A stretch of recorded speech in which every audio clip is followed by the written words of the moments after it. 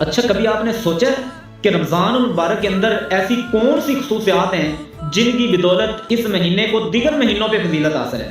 تمام مہینوں سے افضل ترین مہینہ ہے یہ۔ تو محترم بھائیو، اس مہینے کے اندر متعدد ایسی خصوصیات ہیں جن کی بنا پر اسے دیگر مہینوں پہ فضیلت حاصل ہے۔ جیسا کہ اللہ رب العالمین اس مہینے کے آتے ہی جنت کے سارے دروازے کھول دیتے ہیں، جہنم کے سارے دروازے بند کر دیتے ہیں اور سرکش شیاطین کو جکڑ دیتے ہیں، جیسا کہ اللہ کے رسول صلی اللہ علیہ وسلم فرماتے ہیں وَتُغَلُّ فِيهِ مَرَدَةُ الشَّيَاطِينِ۔ پھر اس مہینے کے اندر یہ خصوصیات ہے کہ اس کی ہر رات افطاری کے وقت اللہ رب العالمین بہت سے لوگوں کو جہنم سے آزاد کرتے ہیں۔ پھر اسی طرح اللہ رب العالمین اس مہینے کے اندر ہر دن اور ہر رات بہت سے لوگوں کی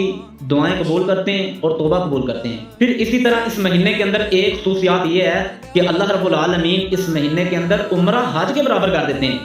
یعنی کہ اب ایک بندے نے رمضان المبارک کے اندر جا کے عمرہ کیا، وہ ایسے ہی ہے جیسے اس نے جا کے حج کر لیا ہے۔ جیسا کہ حضرت عبداللہ بن عباس رضی اللہ تعالیٰ عنہ بیان کرتے ہیں کہ اللہ کے رسول صلی اللہ علیہ وسلم کی خدمت کے اندر ایک انصاریہ عورت آئی جسے ام سنان کہا جاتا ہے، آ کے عرض کرتی ہے اللہ کے رسول میں آپ کے ساتھ مل کے حج کرنا چاہتی تھی لیکن میں حج کر نہیں سکی، تو اب میں کیا کروں؟ یا پھر اللہ کے رسول صلی اللہ علیہ وسلم نے اس عورت سے کہا کہ تو نے ہمارے ساتھ مل کے حج کیوں نہیں کیا؟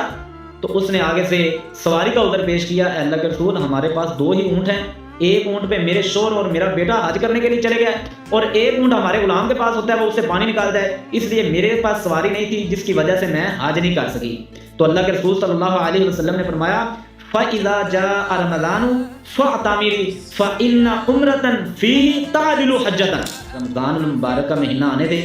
رمضان کے اندر جا کے عمرہ کر لینا، اللہ رب العالمین تجھے حج کا ثواب دے دے گا۔ پھر اسی طرح اللہ کے رسول صلی اللہ علیہ وسلم نے فرمایا کہ رمضان المبارک کے اندر عمرہ کرنا میرے ساتھ حج کی قضا ہے، یعنی کہ جو بندہ اللہ کے رسول صلی اللہ علیہ وسلم کے ساتھ مل کے حج نہیں کر سکا،